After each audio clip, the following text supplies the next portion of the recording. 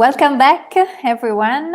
It's already been a very rich day in browsing around many interesting topics for developing our fashion tech community, which is actually amazing to look at. So it's been already very much developed throughout these months of collaboration.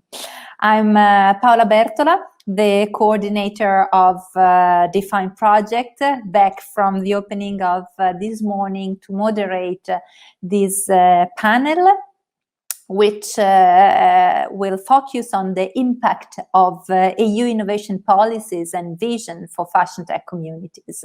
So here we come to a theme that it's probably one of the most interesting for the entrepreneurial fashion tech community. And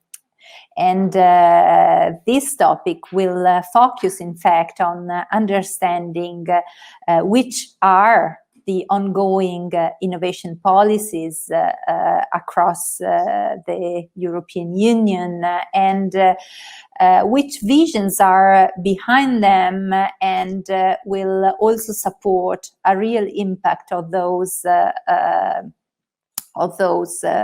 policies. So I will be very pleased to leave in a moment the stage to our guests. I only would like to give a brief introduction on this topic to focus better, which will be our goal. So this project, DeFINE, is part, of course, of EU innovation programs, and particularly is part of a vision that focuses on open innovation, which is a paradigm, as I was pointing out this morning, that reached maturity within mainly fashion tech-driven sectors like chemical, pharma, ICT, biotech. The Silicon Valley is a model that is typically interpreted through this paradigm. Therefore, the integration of high-tech and digital industry has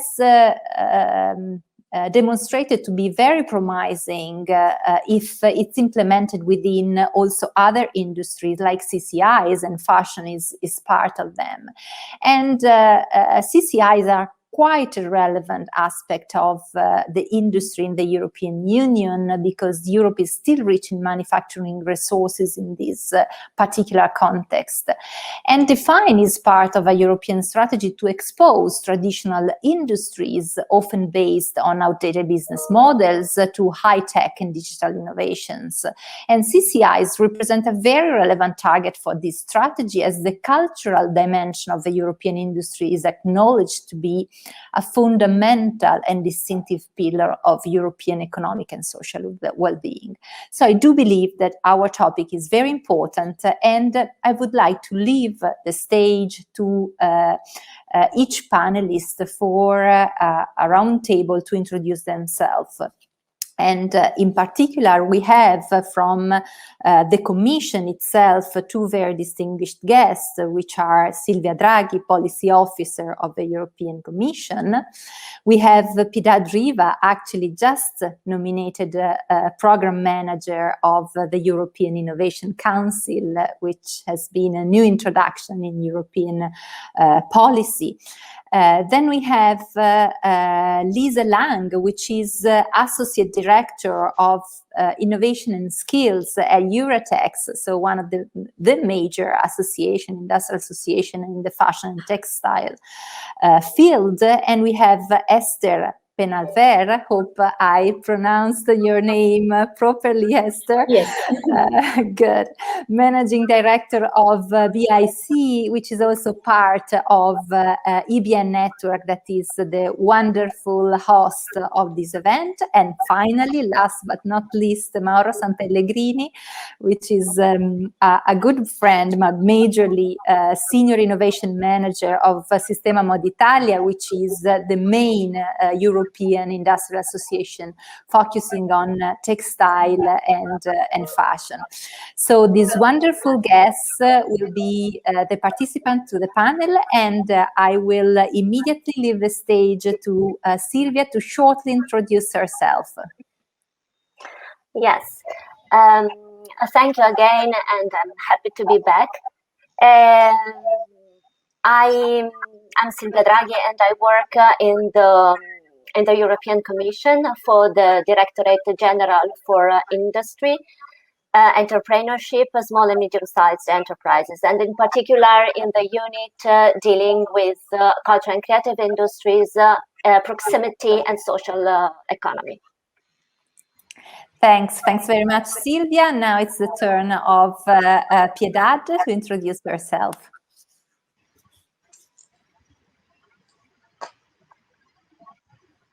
Piedad? Maybe your mic is having audio issues. So we can leave the stage to Lisa to introduce herself.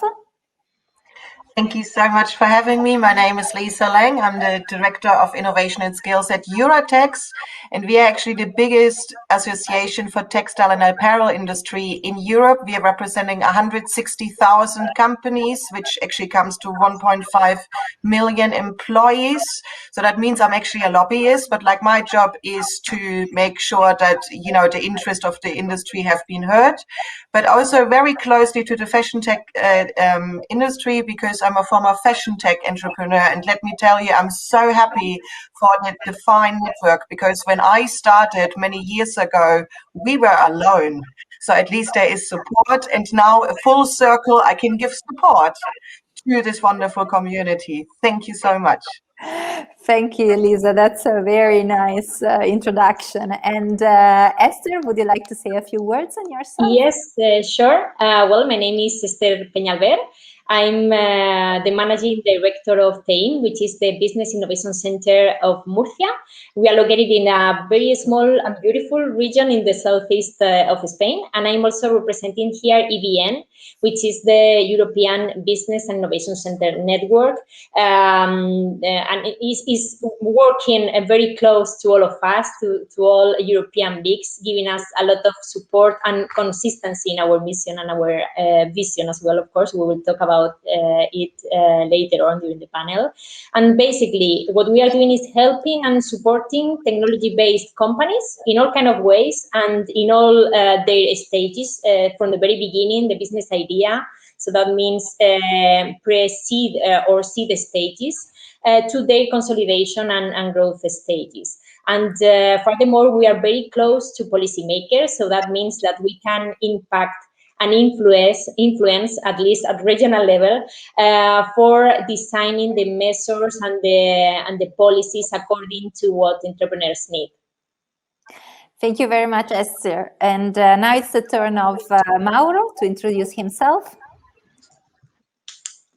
Mauro, can you say a few words on yourself? Hi, Paola. Hi, everybody. Yeah, can you listen to me, Paola? Yes, we do. Can you listen to me? Yes. Yeah, that's fine. Thanks for this fine invitation. It's a pleasure to be with you to this incredible table and this grateful event I am following from this morning, and I found very, very nice input and output from your event. So thanks for this, and thanks for the invitation. About myself, my name is Mauro Caligrini. I work in Sistema, Moda, Italia. I am the innovation manager of the innovation area in Sistema, Moda, Italia. What is Sistema, Moda, Italia? Sistema, Moda, Italia is a federation of enterprises in textile sector. I said, and I underline, textile association, not only fashion association. That's true, because we represent 44,000 enterprises in all Italy, and we represent 300,000 employees. So is all supply chain that you can imagine, that where fashion is a part of, certainly. what we do in Sistema d'Italia. Sistema d'Italia, first of all, is the interface of government, of Italian government. So we are working now hard for recovery fund, and finger crossed, we think that we can have some fund dedicated to fashion tech and for rehab and recycling hubs. So we are working hard for that, and we wish that the final result will be best for our sector. In a research innovation area, our keyword is open innovation. So what we do is connect together the supply chain and international level, thanks to Euratex, thanks to other big players. So this is our mission, to accelerate the innovation, to get open innovation, to get together different stakeholders that come from innovation. Thanks, Paola. Thank you. Thank you very much, Mauro. And Piedad is back. Our tech problem was resolved. So Piedad, the stage is yours for a few words on yourself. Okay, thanks a lot, Paola. Sorry for this technical problem, but I think we are all using nowadays. It's the day-to-day.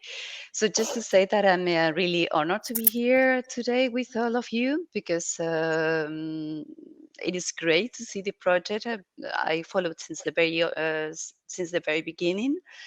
And it is just fabulous to see the work that you have done during these 3 years.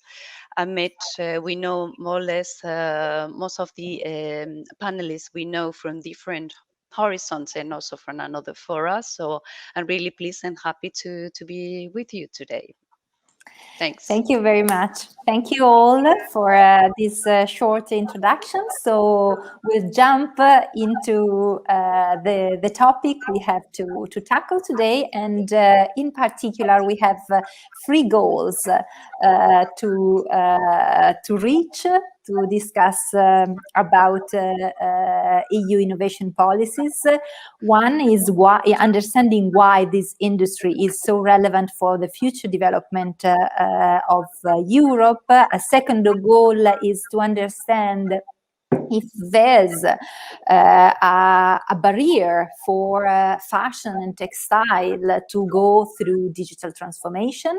And the third one is also to understand which policies can transform and support this innovation process and which impacts we can get. So I'll start with a first question.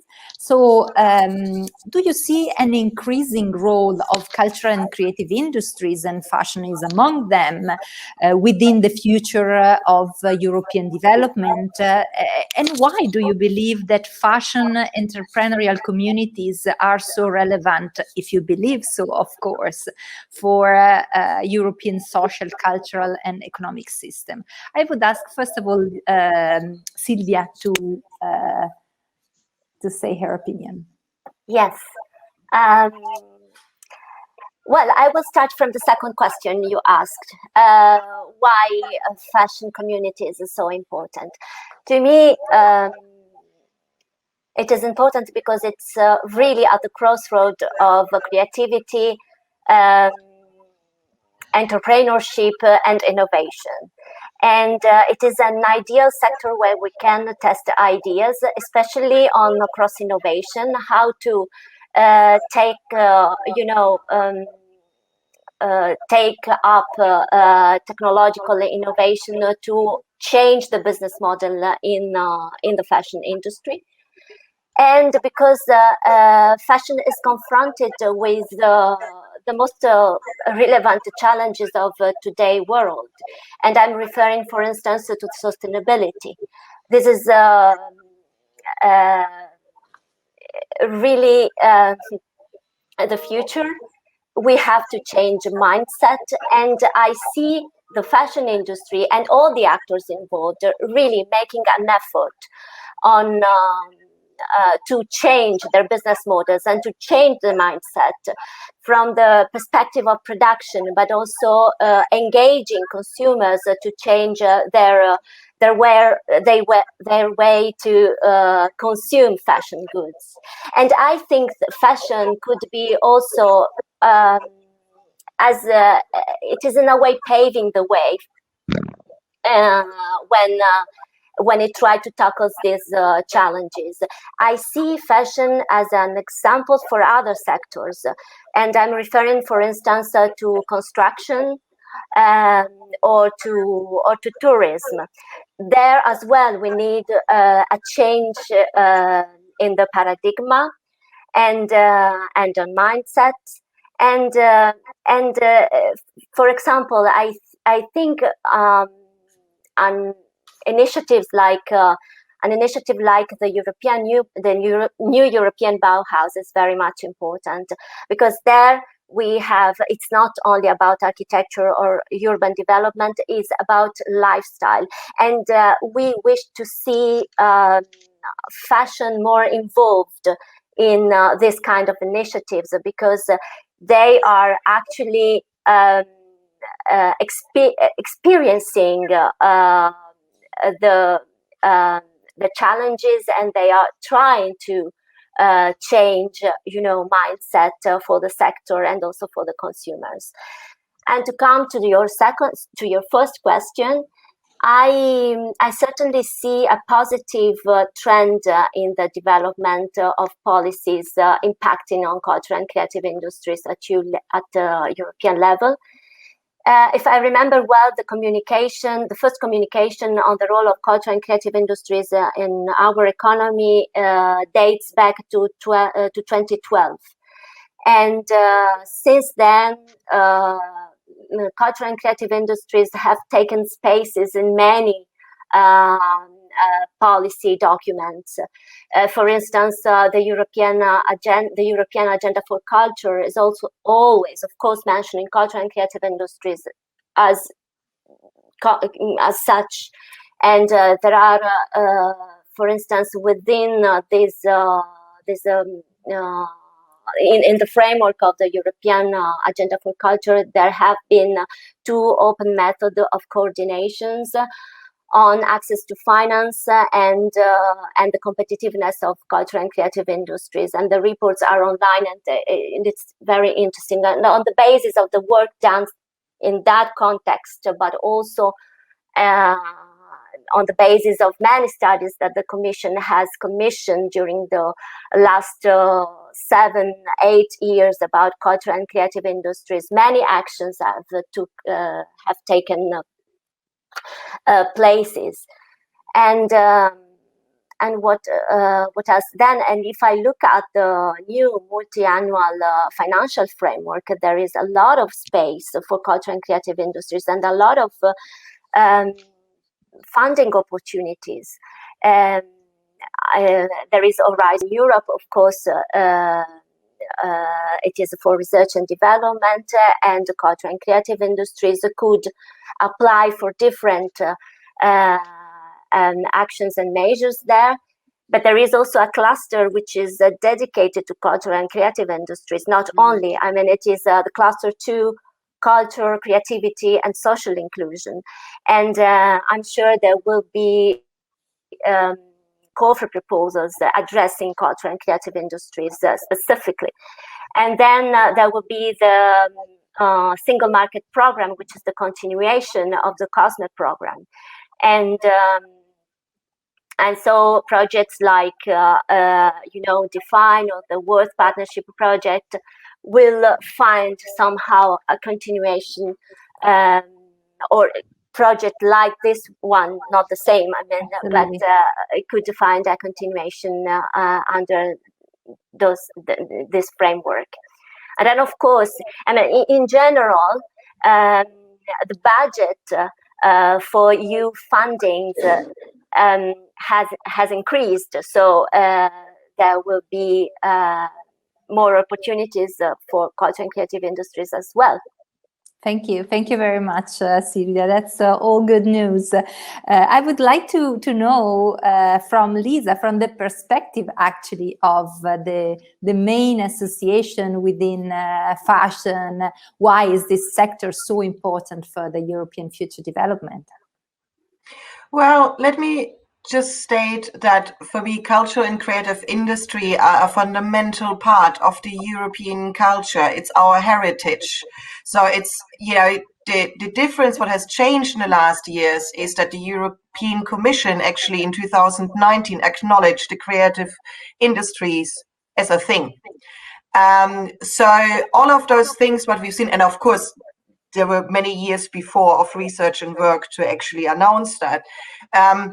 But all of the support, all of the new programs, like the new Bauhaus program, or like what we see with DeFINE, quite recently started based on this acknowledgement, and it's very important in order to start support programs and schemes. I know there's sometimes a little bit of frustration there that, like, you know, technology always gets funded, but like, what about the creatives? What about the designers?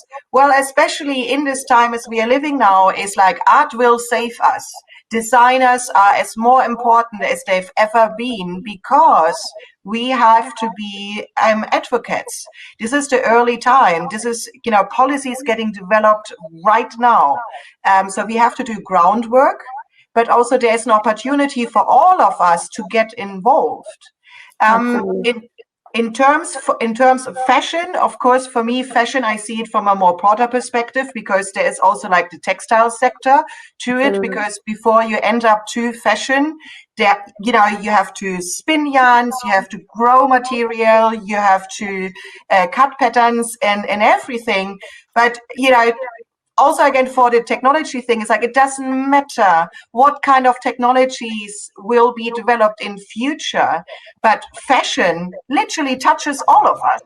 So it doesn't matter if you're traveling to the moon or going down to the sea, we have to wear something. And that's the significance of that is so important, because in terms of like talking with investors or trying to convince market, you don't have to. You just simply have to say, it's like, I hope you wear something. Right. So, but it's more focused on the functionality, because, as I always said in my previous time as an entrepreneur, I want to be pretty and smart at the same time. And this is called fashion tech. That's true. So I would like to listen to Esther's opinion. So from the perspective of business support organization, do you see fashion and textile, of course, as a growing community? You touch this in your daily activities. Yes, well, regarding the increasing role of CCIs within the future of European development, that question, my answer is definitely yes. I really think that in general terms, culture and creativity are very needed for the development of societies. And it has been like that since the very beginning of the human history. Cultural and creative industries are based in talent. I think this is the key. This is the most important word here. And if you look talent up in a dictionary, you will see the definition. Natural aptitude or skill for doing something. Natural, that would be the second important word I would like to highlight. So it just flows. I think there is a lot of potential on encouraging CCIs and consider them as a natural trigger for evolution. And from my perspective, allowing CCIs to grow naturally, I come back to this important second word. It is, as it is directly related to talent, the first word I mentioned, is maybe the most efficient way for a community or a group or even as individuals to be optimally developed. And talking more specifically about fashion, well, maybe fashion is one of the disciplines within CCIs with a greater potential of impact from my perspective. First of all, because of the market volume, we all know that fashion is moving a huge market in terms of millions of dollars, euros. But the most important, because of the market size, the number of people being affected or influenced, better say, by fashion, that I would say we all, of course, are affected or influenced by fashion. And on the other hand, fashion can easily penetrate in individuals and in communities and generate big things, changes, evolution, cultural developments, and of course, helping and moving the economic ecosystem, because fashion is a great resource for jobs as well and for growth in Europe. And I would say that fashion is so powerful, and what we see is just the tip of the iceberg. Behind this sector, there are thousands of small companies that are contributing to Europe to be a global leader in the market, and they are an important part of this engine that is moving the industry. So I think we should take care of them, of these communities, of these fashion communities, of course. Thank you very much, Lisa. So if truly cultural and creative industries are so relevant for the future development of Europe, I would shift to a second question. So do you believe there is a specific need for policies supporting technological innovation within CCIs? And actually, is it digital transformation an issue for these sectors? Do you see it as an issue for these sectors? I would let the stage, first of all, to Piedad to reflect on this topic. Thank you, Paola. Yes, it's a double yes. Yeah, there is a need to frame this into policies, and also there is a need for the sector to go through and to embrace the digital transformation. It is important to integrate innovation, new business model in the value chain. It is important as well to develop new solutions, materials, and integrate the digital dimension. But from, as Silvia and other participants, other panelists in the previous panels, from the sustainability angle as well. And yes, of course, I'm representing the European Commission together with Silvia here in this panel, and of course that the European Commission supports creativity, innovation, and circularity through a series of actions targeting the textile fashion, but the textile, footwear, and leather sector from different angles and policy perspective. For instance, from the research and innovation policy perspective through the former H 2020, bringing the gap between research and market uptake, and now it's taking over through the new Horizon program. Silvia introduced a bit on the different initiatives that at the moment are under the umbrella of Horizon, the European Innovation Council, as well as the Bauhaus initiative. Also, the European policy support small businesses through entrepreneurship actions, and access to finance and access to market. This is mainly done as through the COSME program, the Single Market Program. Silvia also tackled this aspect as well.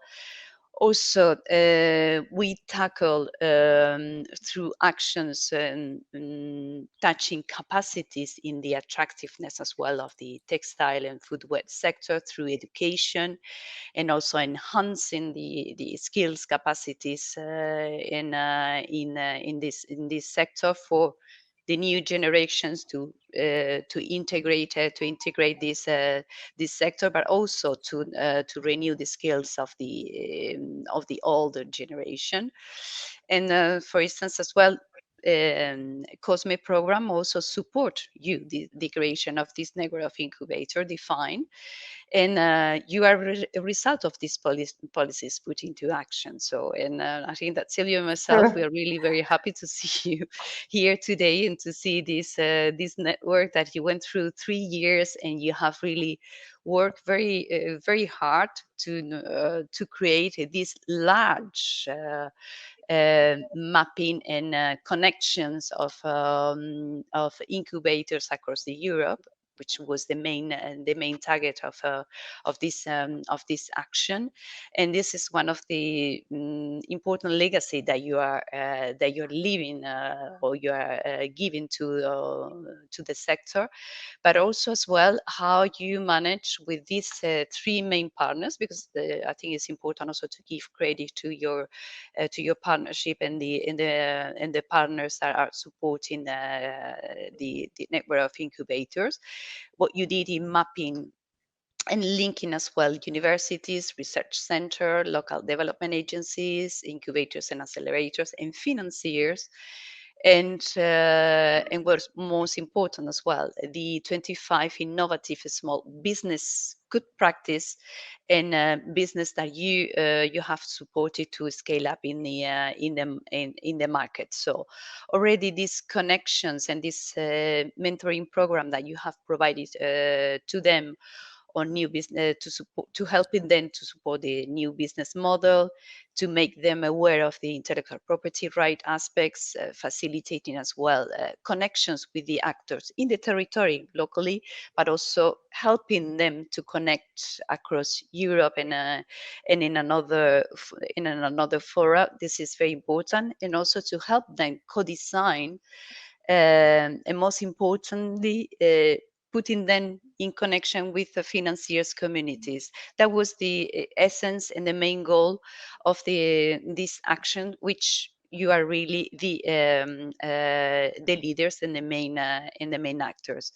And just to give credits, and because I've been discussing with you these 3 years, but I find it really very important to example or to showcase example that you have of these 25 startups that you have supported, just to show how technology is embedded and integrated in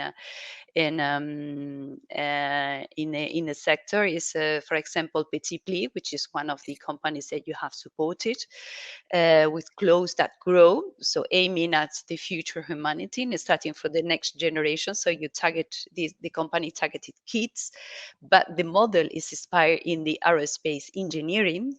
So it's another sector you bring business model from all the industry sector to adapt it and to put it into the fashion sector, which is really amazing.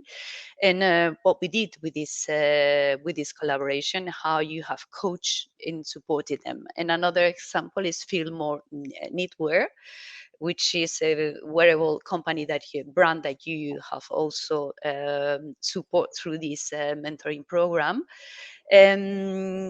which includes knit sensors, which collect the analysis of cardiovascular data and transfer this data through a phone application and inform the users on real time on the changes. So already these are examples how the startup in these 25, one of these, you have supported and they integrate and embed new technologies into their business model. Already that is really something that we need is laudable. And perhaps I leave it in there, and maybe we can take it up with other actions that we support from the European level, because, for instance, there is another one on accelerating and scale up innovations applications for a more sustainable and circular fashion industry. And we support through this one the transition towards a more sustainable and circular business model, what we call slow fashion. And this through this initiative, we have supported 4 partnership, which just started in January. And in there, the Commission supports as well financial support to third parties. So basically, these 4 partnerships will support 100 in total, 100, almost 120 small businesses to develop a new business model on circularity.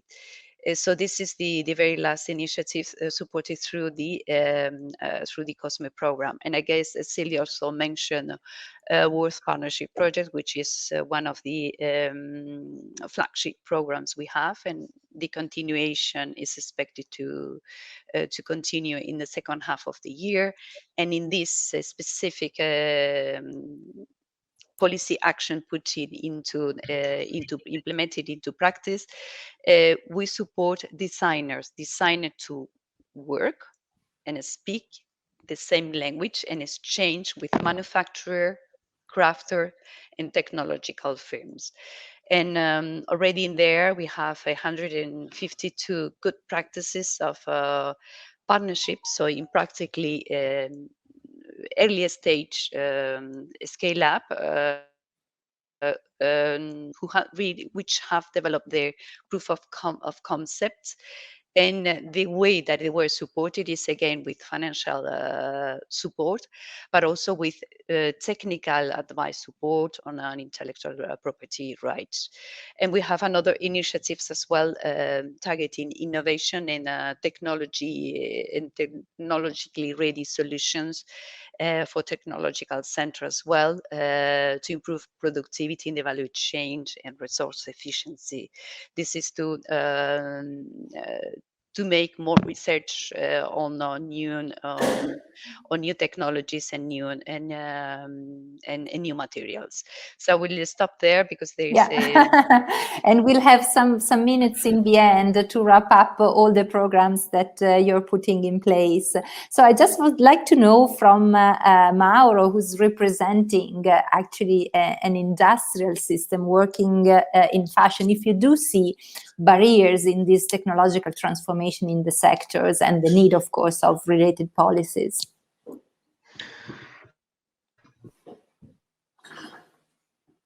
Well, first, I totally agree with the explanation of Rivas, so I try to don't repeat what she already explained to us. There are barriers, certainly. You know that certainly cultural and creative is the backbone of Italian industry, especially in textile and fashion. So we have to invest a lot in this object. In what way? It's not easy. It's not easy because, as I told before, the fashion is only the tip of the iceberg of a complex supply chain, and cultural and creative is an important part of this supply chain. It's not easy that this part, this area, this research area inside a big enterprise or a small and medium enterprise knows all what happened in the supply chain. Now the objective, the challenge of fashion, of textile, is to arrive to sustainability. And when I say sustainability, not only the environment, certainly is one of the pillars, is also ethical aspects. So it's not easy for this department know what's happened to achieve this goal. So the digitalization, that is a barrier because is a cost for, especially for small and medium enterprises, less for the large enterprises, but is understand well our focus in this event, especially small and medium enterprises, a startup that can offer solution or can get inside solution, is the cost of the digitalization that is very high now. We are not speaking about e-commerce, that is a very small part and is another tip of the iceberg. Become arrive to e-commerce, I have another serious step to arrive in it. But coming back, to put together the cultural and creativity in an enterprise to the supply chain, we have to choose some tools to achieve the challenge of sustainability. So the supply chain is very complex. It's necessary that the small and medium enterprise involved in this supply chain can digitalize inside to use CPS, cyber physical system, to use IoT, to use artificial intelligence to catch the data from their productivity. Catching this data, first of all, they know what exactly is their impact in their production. So it's important that the policy go directly in this goal. So financing help the small and medium enterprise to invest in cyber physical system inside that. So I can collect data, I can use data science, I can use artificial intelligence, machine learning. I can use this kind of technology only if I can reach from my production with IoT, with black box, with something that is hardware and fundamental in digitalization to can reach this data. Reaching this data and efficiency in my production, I can give this data to the cultural and creative compartment, to the designer, so they can understand which material they can use. They can understand which kind of fiber it can use less water than others. So it's important. The digitalization is fundamental to achieve this goal. Without this digitalization, I can reach the real goal of environment impact. So I think this is the first aspect that we have to improve, in my opinion. Certainly, co-design, design thinking is another tool, a software tool, but I use it only if I can digitalize my system. Another way, another goal that I have to achieve is to arrive to consumers. So fashion arrive directly to the consumer, certainly. But when I was involved in the supply chain, I am in the first part of the supply chain, in raw material, for example, in dyeing, in weaving, in finishing. I'm not contact with customer, and the new generation certainly will appreciate impact products that are green, that come from fashion. So to achieve this goal, I have to use another time the digitalization. I have to use blockchain. So using blockchain, I can arrive to the customer. The enterprise involved, all enterprise involved in supply chain can explain emotionally or technically what they are done, and they arrive to the target of show what they are do. Certainly with this technology, I can guarantee the originality of my products, so I can escape other problems and other issues connected to the fashion. Or can I show my ethical aspect that I have effort during my production? Or I can show the several certification that I reach during the process of green innovation. So showing that I use PEF, showing that I use ZDHC system or GOT system is precious to show how my supply chain is eco-friendly. So digitalization is fundamental to achieve these big two goals. Thank you, Mauro. Thank you very much. I would let a few words to Esther also to comment on this topic. Sure. Well, first of all, I fully agree with Piedad and Mauro comments. And from my perspective, or from the incubator and perspective, I will say that, of course, there are some needs for policy supporting technological innovation within the CCIs. And I'm going to talk about 3 different needs, and some of them has been already mentioned by the panelists, but being very precise.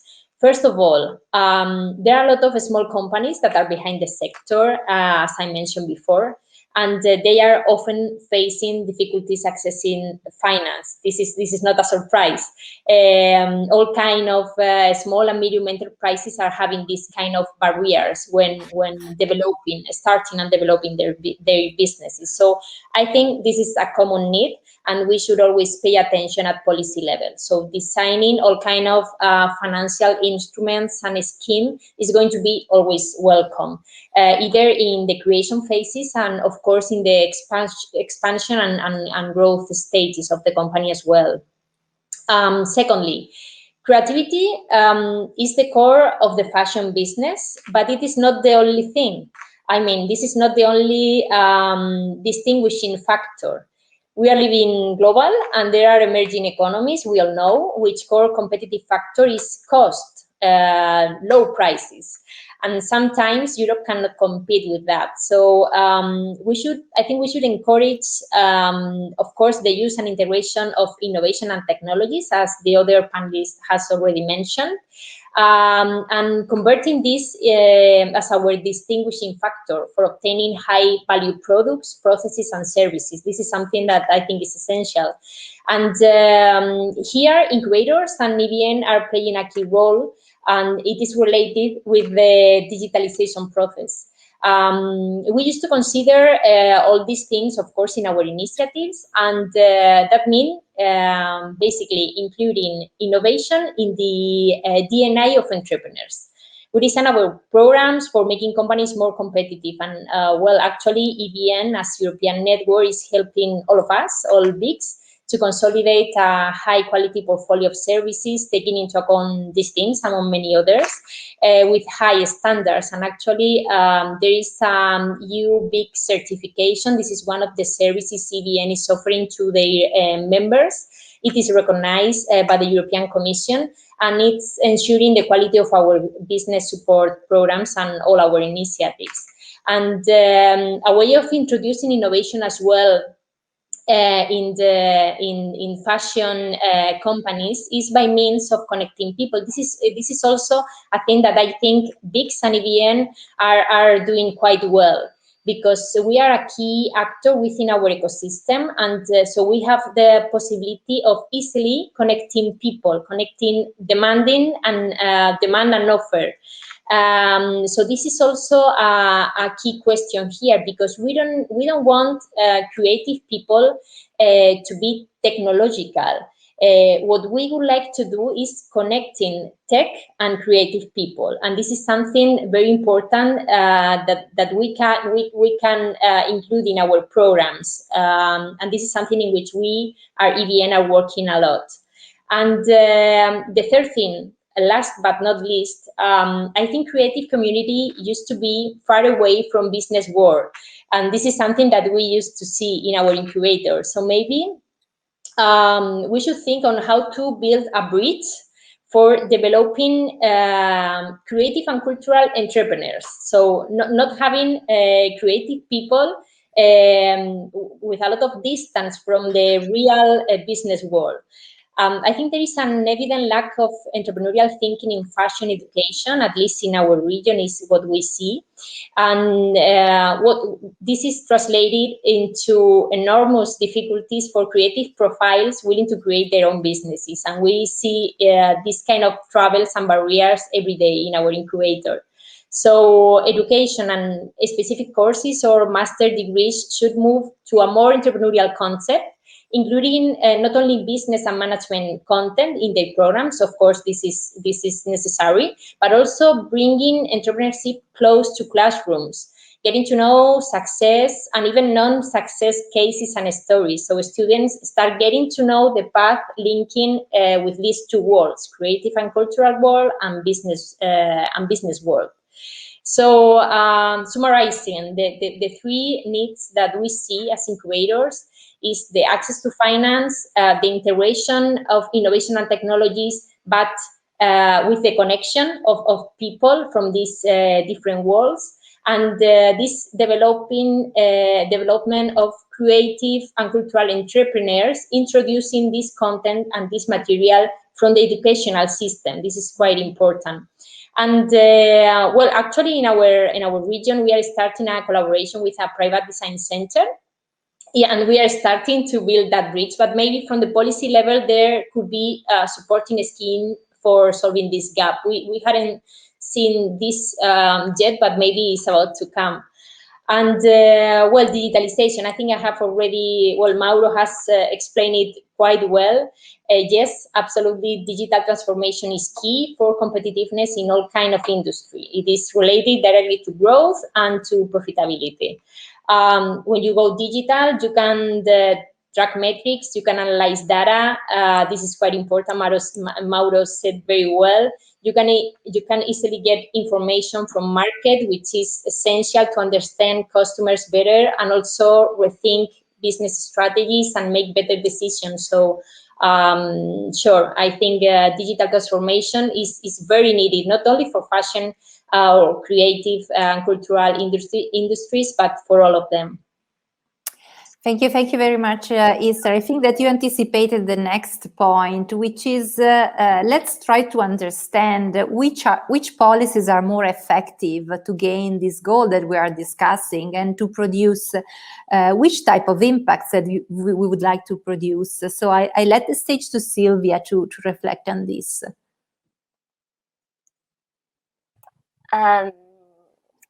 Yes, from my understanding,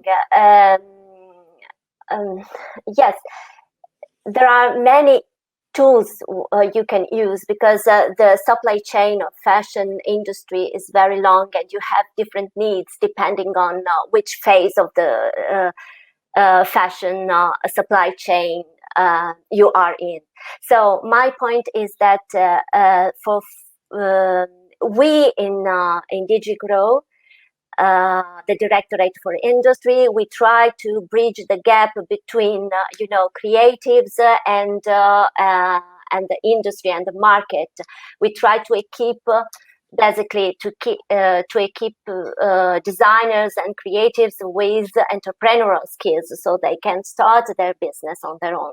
Another thing we do is we try to put in contact creative sectors with other sectors of the economy, because we see there is the ideas coming from the creative sectors can trigger innovation into other sectors of the economy. And but it's true. I mean, culture and creative industries, or at least and also fashion.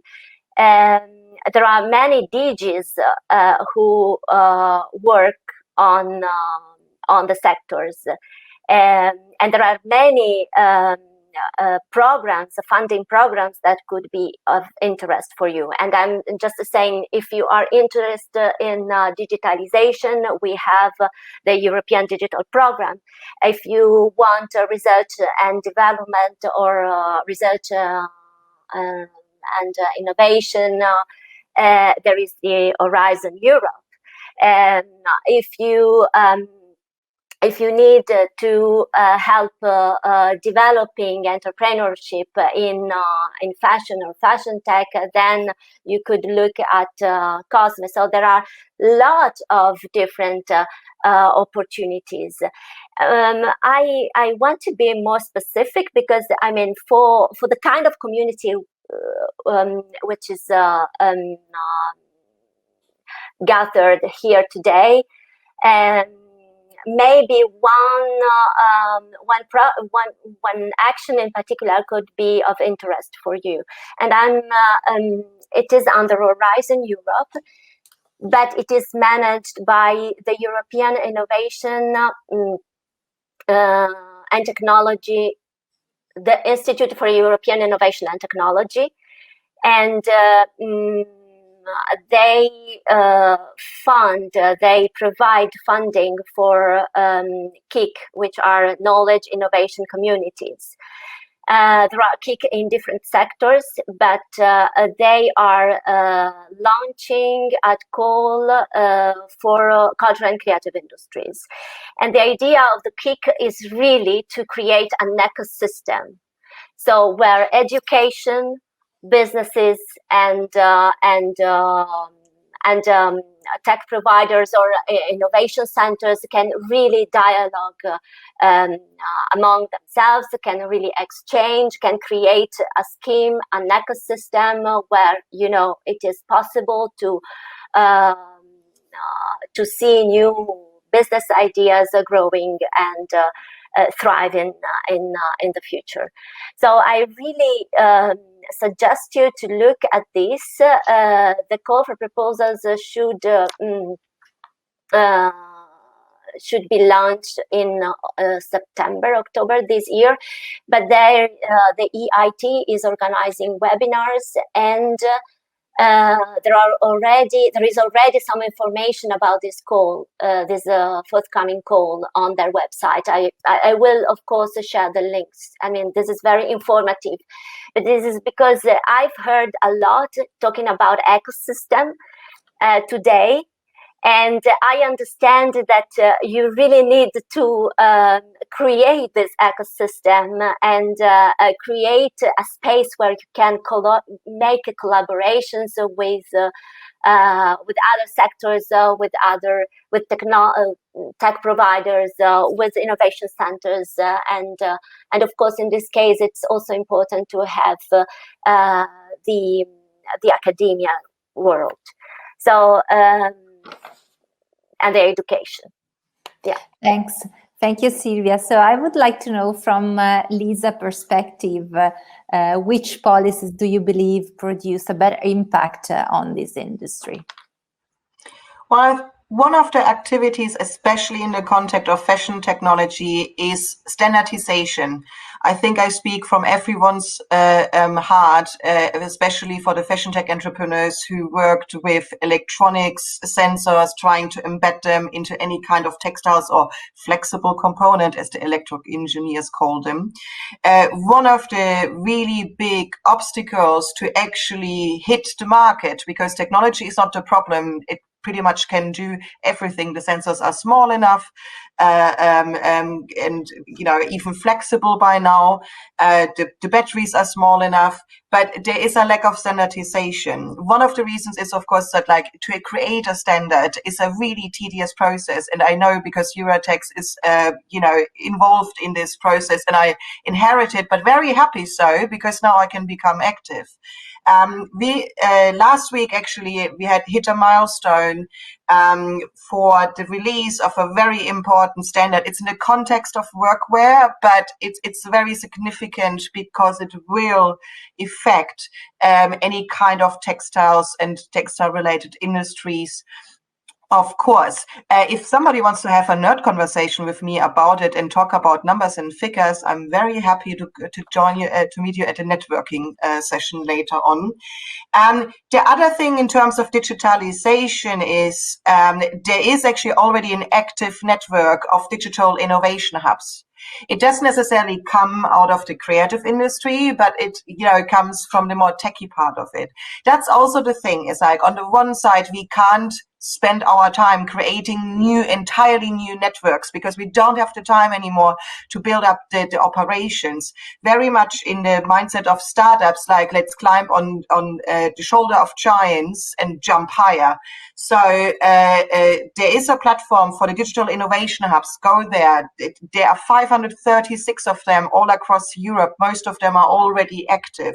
Just go to them and connect, because there is not a lot of that. Not a lot of them are active in textiles, and if they're active in textile, and it's very highly technical. And from all of them I talked with, it's not about that they don't want to go in textiles or in fashion. They just have lack of connections to the creative industries. So if you don't come to you, you go to them. Everything is on the internet. One of the other important things what I see is, and that will hit us very significantly in the next years, is the lack of trained skills, the lack of qualified labor. If you go, especially in the high luxury manufacturing brands, also the high luxury brands, of course, in Europe, there are hundreds or thousands of open jobs. And they said, if you would come and work for us, we would hire you tomorrow. But there is a generation gap, which is very significant. And also the industry, we've done a survey on Eurotechs. You can go to the website and see it. So I'm not making those numbers up. We have a huge issue that 37% of the current workforce within the textile and apparel industry will disappear within the next 10 to 12 years, simply because they're just going to retire. So we don't have enough fresh blood coming in. And one of the issues is that it seemed like not attractive. I mean, for me, it's I couldn't imagine something more awesome than being in a textile manufacturing industry. But so that is something, again, is to get involved. And we in Eurotechs, we are actually the consortium leader at one of the biggest blueprint projects for skills. So I highly recommend check that out. We are actually developing the job profiles of the future, and we are testing those curriculums, and they will be available, and partially already are, for education institutions to use them, test them, and please improve them. The other thing also is very close to my heart is when we've done the survey, is we actually realized that the textile and apparel industry has a female workforce of 76%. So it's a woman-dominated industry.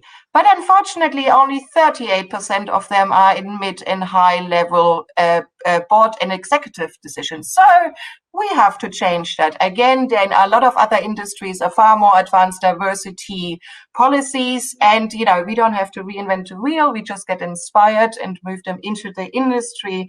And that's also why I was especially excited when Maria Gabriel announced, when the European Innovation Council got announced, that the a percentage of female founders supported within the European Innovation Council are unheard of, still too low, but we are pushing. So on that point also is because I know that the European Innovation Council has been mentioned, and I'm taking the liberty to do it again, because we with the European Innovation Council, Eurotechs, when you go to the booth, we're actually going to run a webinar after this panel where we can go more into detail, because I can't underline more how much of an amazing opportunity this is. This is new. This is the first generation. So, as entrepreneurs, that's what we do. Go in early and be a part of shaping the system. Sure. Thanks very much, Lisa. I think that we're running a little late, but I guess the topics that you touched on are very interesting to Mauro as well. So just a very quick reply from him on this topic of impactful policies.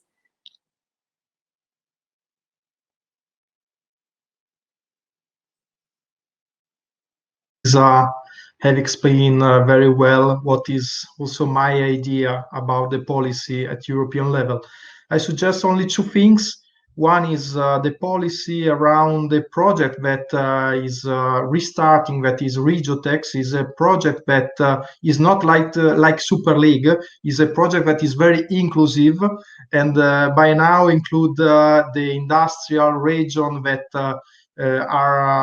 have expertise in textile, certainly, but is very inclusive for all region in Europe that want to invest in this project. Is a project that try to coordinate the textile industry to achieve the same goal. We have seen, for example, what was the pandemic results in Europe, so the loss of market or the loss of turnover. The reshoring, for example, for some textile sector is one of the goal that want to achieve Eurotechs. Eurotechs can be financing, for example, by European and by region together, because financing is one of the policy that is very interesting and very improve certainly the investments. So I think that this instrument must be improved, must be sustained by European Commission. Is already done in the past. I hope that in the future can be sustained more by European Commission and regions that are involved in the project. Another policy that Europe has absolutely to invest for textile is the education and formation. We are speaking about digitalization. Digitalization is not easy, as we have said before. Increase the expertise in digitalization, the small and medium enterprises is a policy that is important for creative and cultural clusters. So I think that those two examples can be a high value item that we can achieve for textile in Europe. Thanks, Paola. Thank you very much, Mauro. So we are almost at the end, and I think that we touched on very important topics. So certainly the importance of CCIs within the future development of the European Union. We have been focusing on the barriers that are still there and relate to the difficulty of accessing finance, to the difficulty of really building an ecosystem which can connect creatives and tech competencies and skills, but also small startups and big players, because this is another relevant aspect. And then also some more crucial point, like creating standardization, like working on competencies and skills to provide the knowledges that that companies need to go through this transformation. So I will let the stage finally to Piedad for a very short introduction to some of the funding opportunities that comes from her agency. So Piedad, the stage is yours. Thanks a lot. I will be very quick because already we've already announced that, and there will be one specific workshop right after on the European Innovation Council. So, as I mentioned, I was working for 2 programs before, so the COSME program, but now I'm focusing on the European Innovation Council. And there is one initiative which might be of your interest, but for the SMEs, but obviously it is very ambitious because the program, the European Innovation Council, is a key novelty in Horizon Europe program and represent the most ambitious innovation initiative that Europe has taken, with a budget of 10 billion for the period of 21-27. And one of these schemes within the European Innovation Council work program, which I invite you to read, because in there you will have a whole scope of different variety of possibilities and funding opportunities for SMEs and startup, is the accelerator.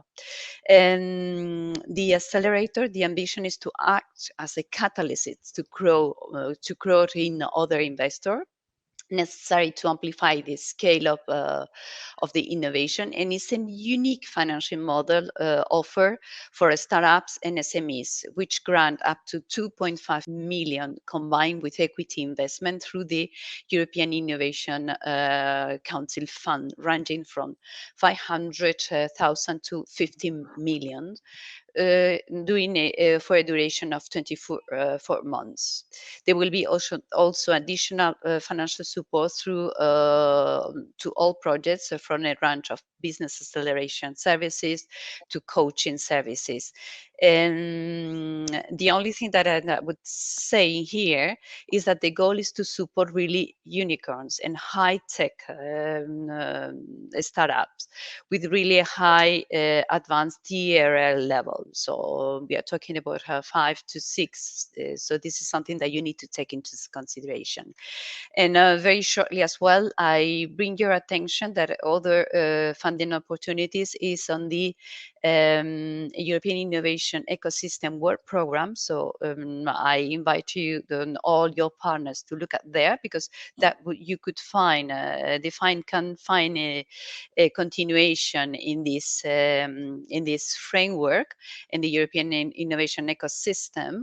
Because the initiative aims at creating a connected innovation ecosystem to support the scaling up of companies and spur innovation to address important challenges in a responsible in tackling societal challenges.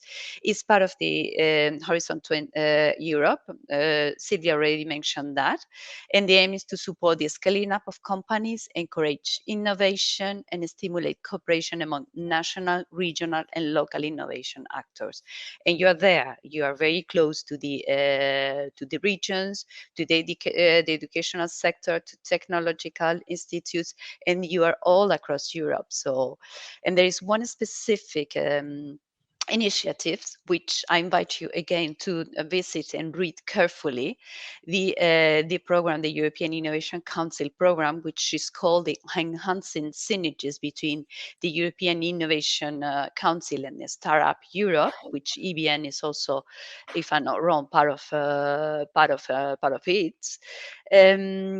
And the ambition is that already, most probably you know that the Commission launched in March 2020 a communication on the ambition that an SME strategy for sustainable and digital Europe. And the ambition is to make Europe the most attractive startup and scale-up continent, which already is. But we have a specific, let's say, challenge, which is not to have to support a startup, but really to support a scaling up. The goal is of this initiative is to to launch a wave of actions under the Commission Assistant and Startup Europe initiative. And these actions will act as a catalyst to fulfill the potential of European startup in delivering market-ready applications and technology solutions that can contribute to the competitiveness and the strategic autonomy of EU industries in key technological areas and value chain. And these, the expectations is to contribute to climate neutrality, digital and circular economy, clean industry, and user-centric technology development. Just to close on that, the expected outcome is to increase really targeting some sector that you've mentioned before, increasing the market footprint of European startup in strategic digital technologies and deep tech innovation, notably in artificial intelligence, advanced computing, cybersecurity, next generation internet, blockchain that Mauro was mentioning, Internet of Things, green tech, and fintech as well. The initiatives we expect that it's going to be published in the coming months, May, with a deadline for applications in September, October. The budget is not really huge, but the initiatives is very important. It's 6 million for coordination and support actions with a duration of 2 years, 22-23, and is to support similar network as DeFINE of incubating, more than incubating, accelerating startups. It contains also the part of financial support to third parties. And I will leave it there because I know that really we're running out of time, but I really invite you to read the work programs for these initiatives because there is a variety of funding opportunities to support SMEs. Thank you. Thank you. Thank you very much, Piedad. I think that, in fact, there's plenty of opportunity, and this is a good news. We will come from a very difficult phase, but we need to look into the future, seeing opportunities and committing to this transition that we spoke about. So I would like to thank all the panelists. It's been very exciting to have your perspective on these topics. So thank you to Silvia, Piedad, Elisa, Esther, and Mauro. And I let the stage back to Mutaneta for the closing session.